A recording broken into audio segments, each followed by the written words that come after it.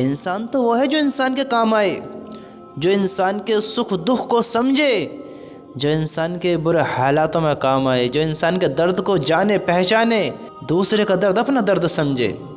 ایمان والے کا تو آئینہ ہے، ایمان والے کا بھائی ہے۔ میرے بھائیوں، اپنے بھائیوں کی حفاظت کرو، ایمان کی بھی، جان کی بھی، عزت کی بھی، آبرو کی بھی، ان کی حفاظت کرو۔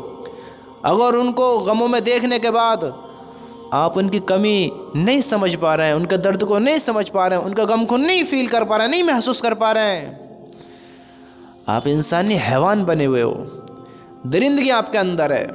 یاد رکھنا میرے بھائی، آج دنیا میں ہے تو ان کی عزت کر لے، ان کے کام آ جا، کل ایک نیکی کے لیے ترس جائے گا، ایک نیکی کے لیے کیا کرے گا؟ پھر تیری نیکی کم ہو گئی تو پھر کون کہاں موقع دے گا؟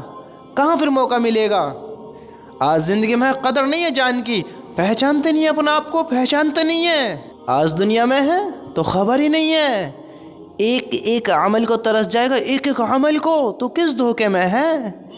میرے بھائیوں، اپنی قدر کو جانو جانو جانو۔ اللہ کی قسم، بہت بڑی ہلاکت ہے، بہت بڑی ہلاکت ہے، بہت بڑی ہلاکت انتظار کر رہی ہے۔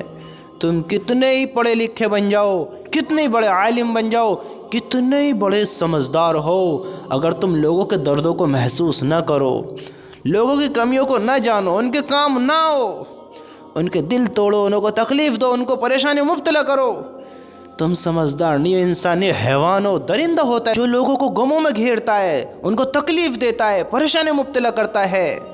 ہم انسان ہیں، انسان۔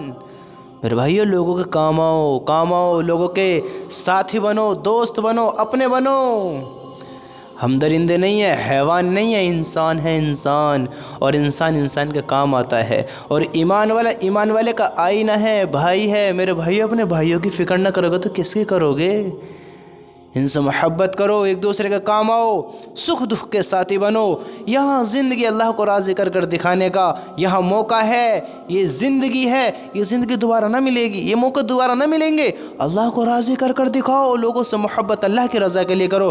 یاد رکھنا، اگر تم لوگوں کو تکلیف دیتے ہو، ان کے سکھ دکھ کے ساتھی نہیں ہو، ان کو پریشانی مبتلا کرتے ہو، تم کتنے بڑے عقل مند، صلاحیت مند، پڑھے لکھے، سمجھدار ہو، یاد رکھنا، پھر بھلے ہی تم نے ہزاروں کتابیں پڑھ رکھی ہوں، تم ایک بہت بڑے عالم ہو، بہت صلاحیت مند ہو، تم کوئی سی بھی پڑھائی پڑھے ہوئے ہو، یاد رکھنا، اگر تم لوگوں کے غم کے ساتھی نہیں ہو، لوگوں کے دردوں کو نہیں پہچانتے ہو، ان کی تکلیف کو نہیں محسوس کرتے ہو، تم پڑھے لکھے جاہل ہو، تم سمجھدار نہیں ہو، بے وقوف ہو، احمق ہو، تم پڑھے لکھے جاہل ہو، اگر لوگوں کے غموں کو نہ سمجھ سکو۔